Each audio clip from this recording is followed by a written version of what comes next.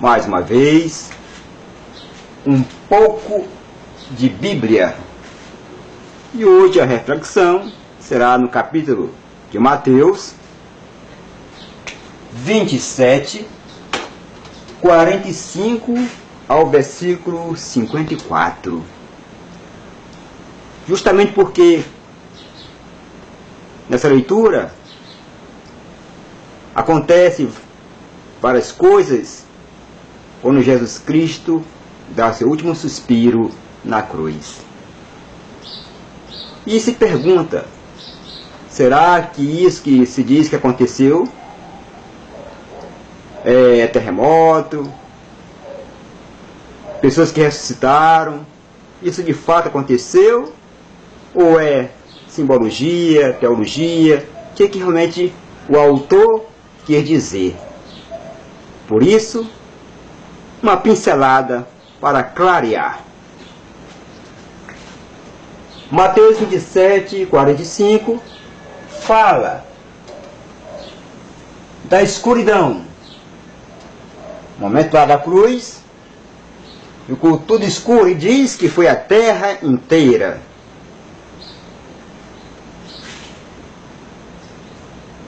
Mas na verdade, Mateus quis colocar isso para mostrar algo precioso para o povo daquela época e para nós hoje. Então ele foi lá em Amós, capítulo 8, versículo 9, mais ou menos no período aqui de Amós, 750 a.C. Amós foi convocado por Yahvé para profetizar lá em Samaria, capital do reino de Israel na época. Lá havia o quê? Muita injustiça social, adulteração de peso, de medidas, e até corrupção religiosa e outras coisas mais. E ele vai profetizar. E dá a entender claramente que vai chegar um dia que tudo isso será acabado pela ação deste Deus. Então, diz claramente em Amós 8, versículo 9, nesse dia, o oráculo do Senhor Javé, eu farei o sol se esconder ao meio-dia, e em pleno dia escurecerei a terra.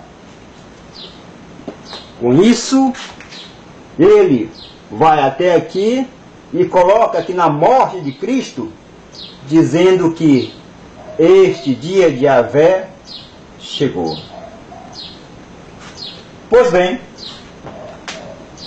diz também no versículo agora 27, capítulo 27, 51 e 54,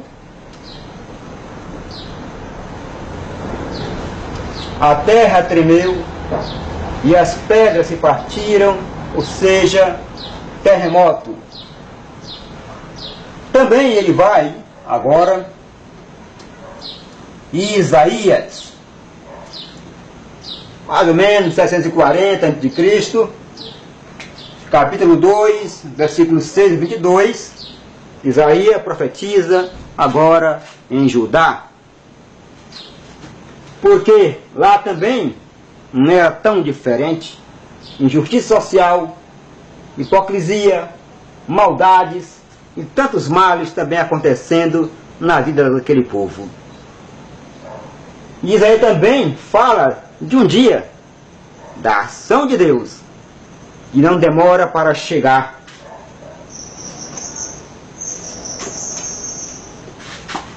E vamos ler aqui, capítulo 2, 12, 19 e 21. Capítulo 2, versículo 12. Pois haverá um dia de Javé dos exércitos, contra todo orgulhoso e arrogante, contra todo aquele que se eleva e se engrandece, contra todos os altos cedros do Líbano, contra todos os carvalhos de Bazã. Também no versículo 19, ele vai dizer: Escondam-se nas grutas de rochedos e nas fendas da terra, diante do terror de Javé e do esplendor de sua majestade, quando ele se levantar para aterrorizar a terra. E no versículo 21, ele se esconderá nos buracos do rochedo e nas fendas de penhasco, diante do terror de Javé e do esplendor de sua majestade, quando ele se levantar para aterrorizar a terra.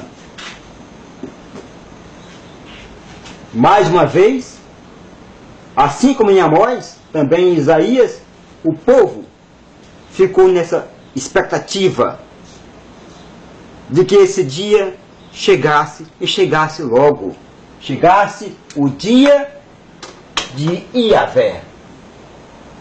Grande expectativa, tanto após Amós, Isaías e também em Ezequiel 37:12, que lá pelo ano 597 a.C., também foi convocado para levar uma mensagem ao povo, uma mensagem de esperança, de renovação. Mas o povo estava tão triste, sem esperança, é como se estivesse morto aquele povo. Só dizia que suas esperanças estavam mortas, seus ossos estavam secos, e é por isso que esse profeta Ezequiel, em 37, versículo 12, diz que Deus vai arrancar, fazer com que os seus ossos se unam à carne e assim saiam dos túmulos. E é mais uma vez, isso é esperado para o grande dia, o dia de Iavé. E isso, em Mateus 27, 52, 53, onde diz que os túmulos foram abertos e muitos ressuscitaram, e depois da ressurreição de Jesus apareceu na cidade santa, na Jerusalém. Com isso, ele foi aqui onde eu já falei, em Ezequiel, fazendo uso dessa profecia para dizer que chegou o dia de Iavé aqui na crucificação de Jesus. Também, lá em Zacarias 14, versículo 4, pelos anos 300 a.C.,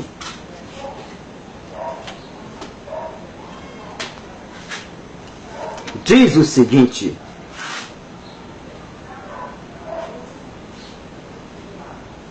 nesse dia, os pés dele estarão no Monte das Oliveiras, que fica em frente a Jerusalém, do lado do nascente. O Monte das Oliveiras vai rachar ao meio, formando um vale enorme no sentido do nascente para o poente. Metade do monte se desviará para o norte e a outra metade para o sul. Também está relacionado a isso, terremotos, essas coisas. Então ele recorre ao Antigo Testamento, aos profetas, para fazer teologia.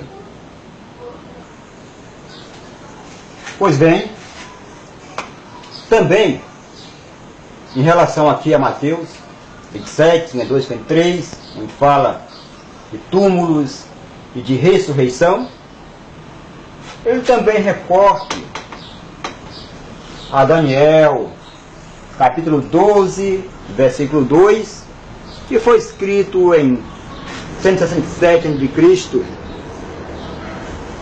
Nessa época, o povo era dominado pelos gregos. Etíoco Epífane vinha massacrando o povo de Deus. E muitos que lutaram contra isto, contra a perseguição, para preservar seus costumes, porque Etíoco queria mudar tudo, muitos morreram.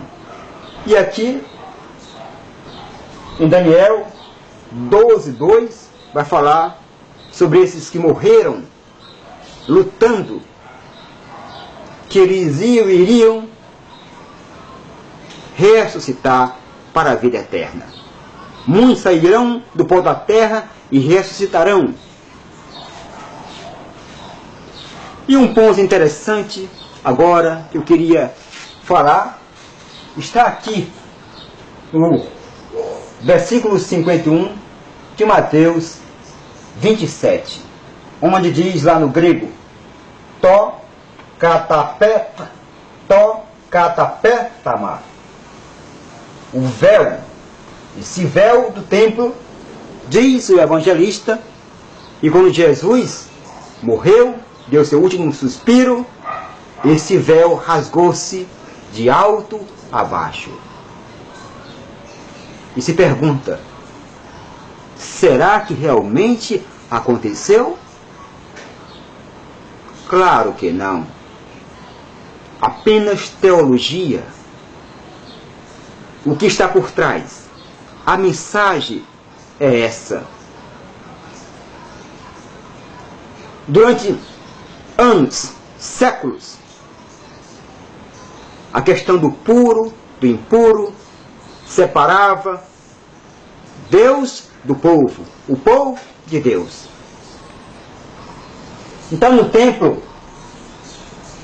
existia o lugar sagrado, Santo dos Santos, e era coberto por um véu. E apenas uma vez por ano o sumo sacerdote se aproximava, entrava para fazer expiação pelo pecado do povo. Era um mediador entre Deus e o povo. E ao dizer que esse véu rasgou ao meio, de alto a baixo, com isso, Mateus quer dizer que acabou essa mediação. Não é mais preciso alguém mediar entre Deus e o povo. Jesus rompeu com isto e agora cada pessoa tem acesso direto a Deus, graças a Jesus Cristo. Graças a Ele. Essa é a mensagem. Então que as pessoas não tenham medo de aproximar desse Deus amoroso, piedoso, misericordioso, que tanto fala o Papa Francisco. Nós podemos ter acesso a Ele, porque o véu do templo rasgou-se de alto a baixo. Então até a próxima, um pouco de Bíblia, que vai clarear cada vez mais as nossas mentes. E tudo isso aqui que é falado nesse vídeo, e nos vídeos anteriores, e que vão ser falados nos demais outros, são baseados em estudiosos da Bíblia. Eu pesquiso e tento passar para vocês. Obrigado.